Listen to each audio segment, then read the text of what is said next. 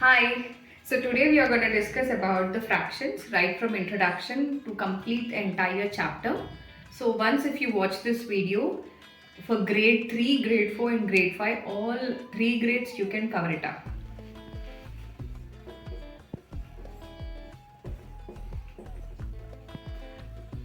So we all know to share the food equally we use fractions, not only for the food but also for planning.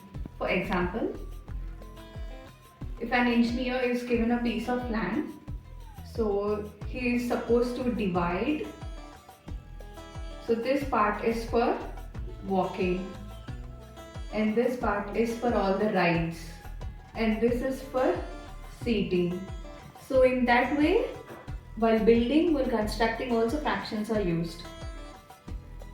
For example, so your mom cooks the food in the rice cooker, she is gonna measure the according to the cups. Or while baking a cake, you measure the cup of milk, how much half cup of sugar. So fractions are used in our daily life. So it's very important to learn about it, not just for marks in the math. Now let's start with the types of fractions. So we have proper fraction, which means, for example, if I'm dividing it into 4 parts and I have shaded one part.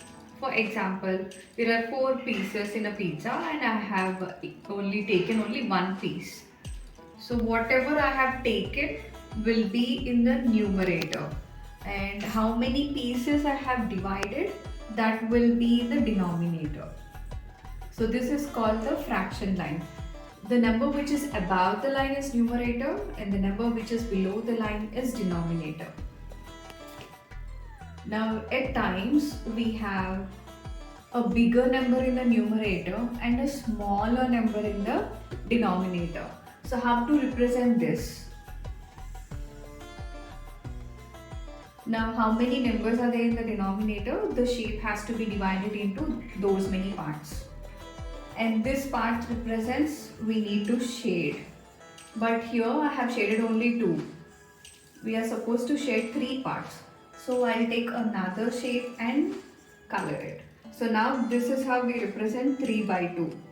So we are taking 2 diagrams to represent 3 by 2. So this is called improper fraction. And this is called proper fraction, as you are able to show it in one proper diagram.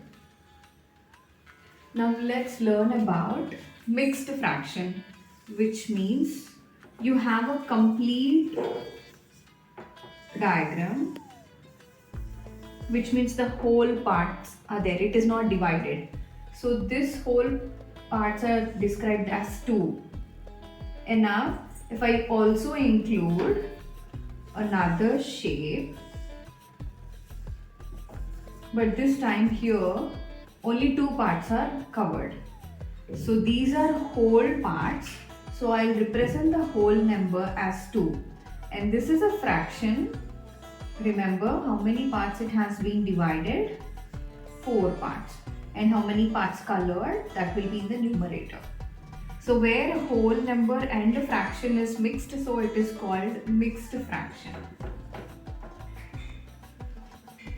So we have discussed about proper, improper, mixed. And next is unit fraction. Any fraction which is represented by 1 in the numerator is called unit fraction. So these are the main fractions, types of fractions. More fraction which is called equivalent fraction, which means, for example, if 2 parts are shaded and at the same time here the left side part is shaded. So here half of the pizza is completed. Here also half of the pizza is completed. But the representation is different. Here 2 parts are shaded. It is divided into 4 parts. Here 1 part is shaded and it is divided into 2 parts. So these 2 fractions are called equivalent fractions. Why? Because half only is occupied. Here also half is only occupied. So that's the reason though the representations are different, but fraction parts are equal. So equivalent fraction. So now let's practice another one. Take a different shape. If I'm gonna make it into 4 parts and then have to represent 3 by 4. Remember, 3 means how many parts have to be shared. So the number which is above the line is called numerator. So numerator is telling me I need to shade 3 parts. And the whole shape has to be divided into 4 parts. So this is how we can also practice. One is conversions. Fractions chapter is super interesting and a bit challenging is where we do conversions. So now 3 times 5 is 15. We're supposed to multiply this and add this numerator. 15 plus 4, 19. So you get an improper fraction. When you convert a mixed fraction, you get improper fraction. Now, what if I give an improper fraction and ask you to convert it into mixed fraction? So then you need to pick a number which is less than the numerator, and that should be a multiple of 3. So 15, 18, 21, 24. So these are the multiples. So I think 26 less than 26 is 24. So how many times 24 is made? So 3 times 8 makes 24. So as I told, the denominator remains same and a number which is less than numerator is 24. 3 times 8. So 3 times 8 makes 24. But here 26 is there. How many more you need to add to 26? To 24? 2 to make 26. So this is how we convert a improper fraction into mixed fraction. Take one more example.